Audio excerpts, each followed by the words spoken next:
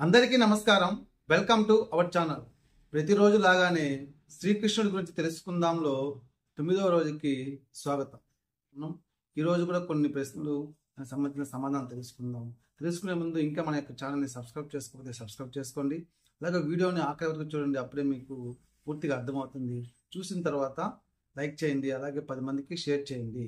మన యొక్క పురాణాల గురించి 10 మందికి షేర్ చేయడం కూడా ఇది కూడా ఒక సేవ అనేసి గుర్తించండి. టాపిక్లోకి వెళ్దాం రండి. ప్రశ్న: కృష్ణుడు ఆ వర్షమును ఎందుకు ఆపలేదు? జవాబు: ప్రకృతి నియమాలను భగవంతుడు కూడా ఉల్లంఘించాడు.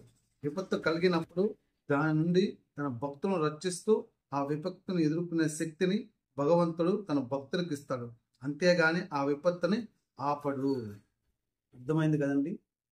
దేవుడు ఏదైనా వరం అడిగితే ఇచ్చేస్తాడు, తర్వాత దానికి ఏం చేయాలి అనేది మాత్రమే చూస్తాడు, కానీ ఆ వరాన్ని ఇవ్వద్దు అని మాత్రం చెప్పడు. కావున మనుషులైన వల్ల మనం ఏం చేయాలంటే భగవంతుని ఆరాధించాలి. ఆరాధిస్తేనే మనకు ఏమైనా ఇవ్వగలుగుతాడు. కావున మనం అందరూ ఆలోచించాల్సింది ఇక్కడ ఏమిటంటే, భగవంతుడు నన్ను ఎందుకు ఇలా పుట్టించినాడు, వాళ్ళకేమో అది ఇచ్చినాడు మనకేమో ఇవ్వలేదు అనే ఆలోచన చేయకూడదు అనేసి భగవంతుడు క్షుణ్ణంగా మనకు చెప్తున్నాడు. ఇవన్నీ ఎందుకు సృష్టించాడు అనేసి ప్రతి ఒక్క దానికి ఒక కారణం అనేది ఉంటుంది. మరొక ప్రశ్న: గోవర్ధన గిరికి సంబంధించిన వృత్తాంతం ఏమి?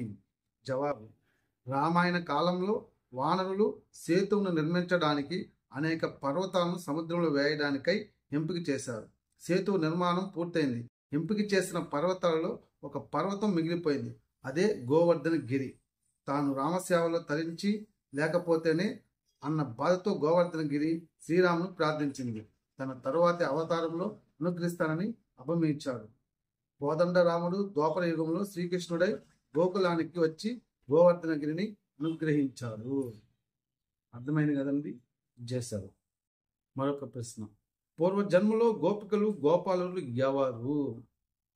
జవాబు: గోపాలులు గోపికలు కృతాయుగంలో ఋషులు. అప్పుడు వారికి కేవలం భగవద్ దర్శనం మాత్రమే లభించింది. తిరిగి త్రేతాయుగంలో వారే వానరులుగా జన్మించారు. భగవంతుడైన శ్రీరాముని దర్శన సంభాషణలు భాగ్యాన్ని పొందగలిగారు. మళ్ళీ ద్వాపర యుగంలో వారే గోపాలుడుగా గోపికలుగా జన్మించి శ్రీకృష్ణుని దివ్య దర్శన స్పర్శన సంభాషణలు భాగ్యాన్ని పొందారు. అర్థమైంది కదండి? ఈ యొక్క పాయింట్ చాలా మంది అన్యమతస్థ మూర్ఖులు మాట్లాడుతుంటారు. శ్రీకృష్ణుడికి 16 వేల గోపికలు అనేసి దానికి ఎంత అర్థము పరమార్థం ఉందో తెలుసుకోండి. అదే నేను ఎప్పుడు చెప్తూ ఉంటాను, మన యొక్క హిందూ ధర్మంలో వాళ్ళు తెలియపరిచేది ఏమిటంటే, జరగవలసిన దానికి జరిగిపోయిన దానికి చెప్పరు, మధ్యలో మాత్రమే చెప్తారు. ఆయన చేసింది ఎందుకు చేశారు, ఇలా చేయొచ్చు అలా చేయొచ్చు అనేసి. కానీ దానికి చేయవలసిన కారణం ఏంటి, ఎందుకు చేయవలసింది అనేసి చెప్పరు.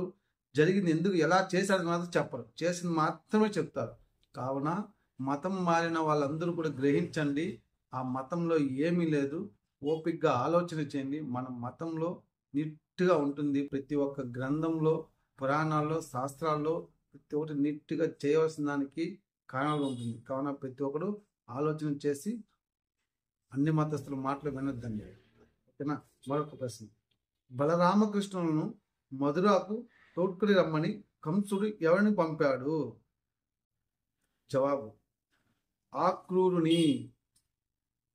మరొక ప్రశ్న: రాజదుస్తులు ఉతికే చాకలిని కృష్ణుడు ఎందుకు చంపాడు? జవాబు: బలరామకృష్ణులు మధురాలో రాజప్రసాదం వైపు సాగుతున్నారు. రాజభవనంలో దుస్తులు ఉతికే చాకలి ఒక పెద్ద మూటను తీసుకుని పోవడం చూచాడు శ్రీకృష్ణుడు. చాకలి నుండి ఆ మూటను బలవంతంగా తీసుకున్నాడు. తన అన్నకు తగిన రాజదుస్తులు తీసి ధరించారు.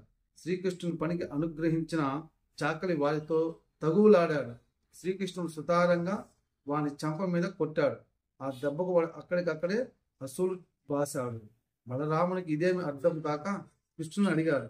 శ్రీకృష్ణుడు: ఆ చాకలివాడు నా చేతిలో తన చావును కోరాడు, కాబట్టి వాడిని వధించాను అంటూ రామాయణ అవతారంలో సీతాదేవిపై అబండాన్ని మోపిన చాకలివాడే ఈ జన్మలో మళ్ళీ చాకలివాడిగా పుట్టాడు.